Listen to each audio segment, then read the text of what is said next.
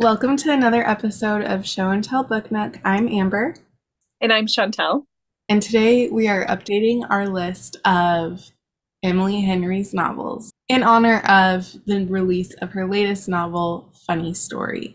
So basically, in other words, we're going to go through all of her backlist, kind of talk about what they're about, kind of our thoughts with each of them briefly, and then also do an update with our thoughts on Funny Story, which came out at the end of April.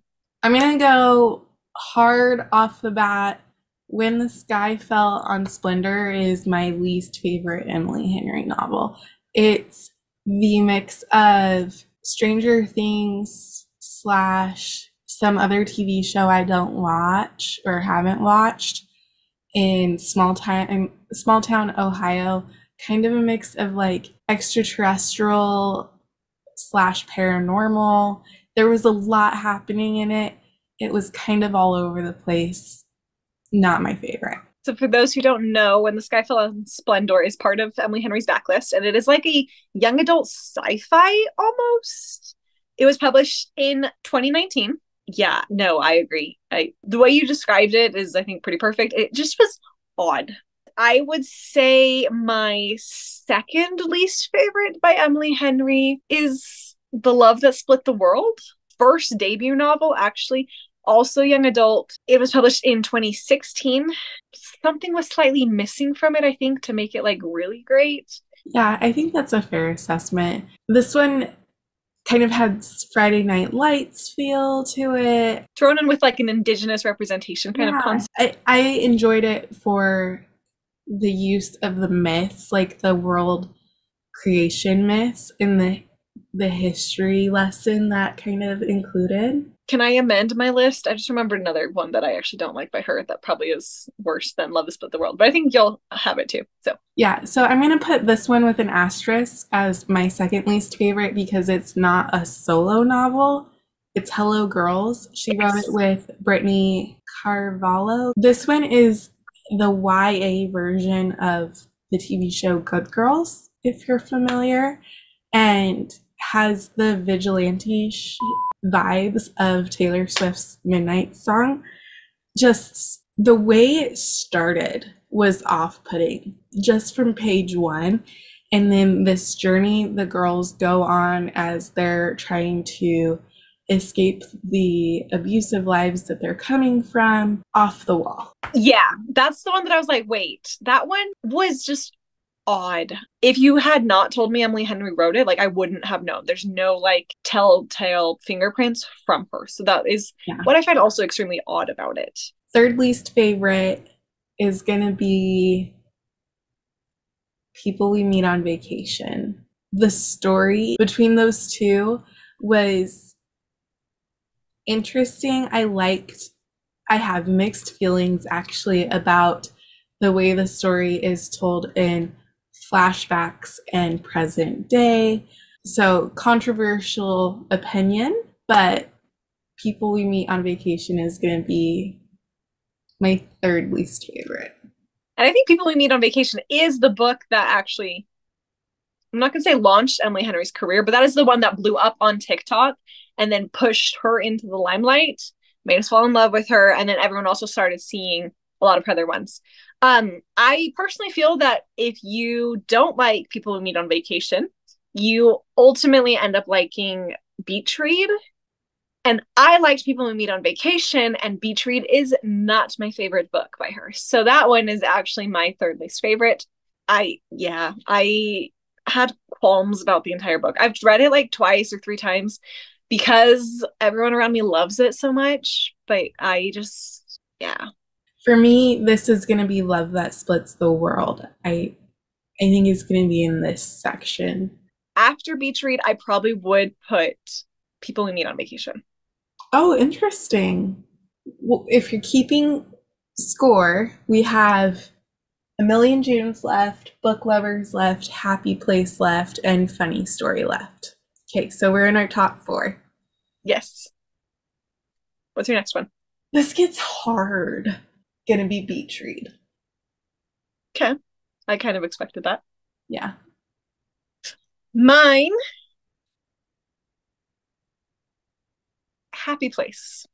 Yeah. I actually really liked it. It was great. But I'm seeing all over like Instagram and TikTok the whole like with the newest release, Emily Henry is back. And I feel like that was actually a lot of people's interpretation of Happy Place was like, this was all weird. Like it was different than what we were expecting.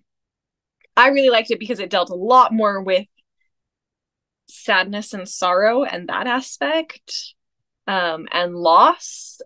And I thought she did an excellent job of it. But if you go into it expecting and wanting like the classic Emily Henry romance adult kind of books, you will be disappointed. So that one's probably my fourth. Yeah, I would say we're gonna be very close on Happy Place, and I think one of the main detractors for us was actually the ending and the epilogue, where our female main character walks away from the education she poured so much time and money and energy into.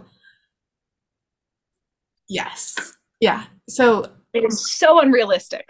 yeah, there were a lot of things there that I think up until that point we were enthusiastic. I thought she did a great job of tying in some of her other work into Happy Place that we don't see in Funny Story. Like I didn't pick up on any of the Easter eggs in Funny Story, if there even were any. Number 3.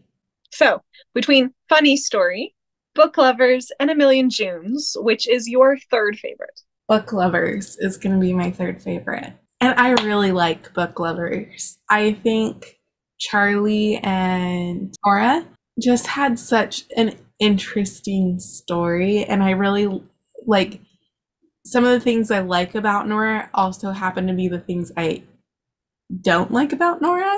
Because she made like riding her Peloton and being the villain in the Hallmark movie her entire personality to a degree, which I'm like, we kind of don't need that to be her entire personality. But the dynamic between Nora and her sister was really interesting, and Charlie's fitting into Nora's life in these random ways. We love Book Lovers. Okay, interesting. I will say Funny Story actually is my third least favorite. I really liked Funny Story, so don't come at me. But the like first and second place for Emily Henry are perfection novels for me, and Funny Story was great, but it wasn't perfection. So I'm gonna put Funny Story in my number 2 spot. It's because it was a unique enough read for me. So to read Funny Story and have it be different and unique was such a relief, especially with some of the other books that came out in April that fell flat for me. So I might change my mind this time next year, but I really enjoyed the unique take these two had. You are right. It was the tropes that are super popular in all romance books, but she did it in a different way, which I did really appreciate. My number 2 is Book Lovers. I genuinely love that romance book. Like, think their relationship is a lot cuter. And it might be because when you have an enemies to lovers kind of concept and a slow burn, enemies to lovers has a lot more dialogue and a lot more like not necessarily passion, but like there's a lot more banter going on, which is what I really like in a novel, which means we have the same first place book. Yeah, A Million Junes. This is forever going to be on my heart because it's such a cute new take on a YA Romeo and Juliet story. It has kind of the Hatfield and McCoy American myth feel to it, and I just loved we'll call it magical realism because I don't feel like it's necessarily a paranormal. Love it to pieces. We read it, what, like a year and a half ago, a year ago-ish? I still think about it and its story, and I recommend it to just about everybody because I'm like, you're going to be confused at the beginning, especially if you only know Emily Henry because of her romance books. It is different, but it is beautiful. Okay, I'm not like 100% surprised by your list, but there were a couple like I would have switched around. So that's really interesting. I kind of am surprised it shook out the way it did, if we're being so I think honest. specifically regarding Funny Story. Yeah. But granted, I give Funny Story 4.5 stars. Whereas Book Lovers and Million Junes is 5 stars for me 100%. And like it wasn't hard. Whereas this one, like Funny Story, I closed it and I was like, that was a great book, but it was a 4.5. It wasn't perfection. So Well, and interesting. I think for me, it kind of came down to I set a goal this year not to reread a book.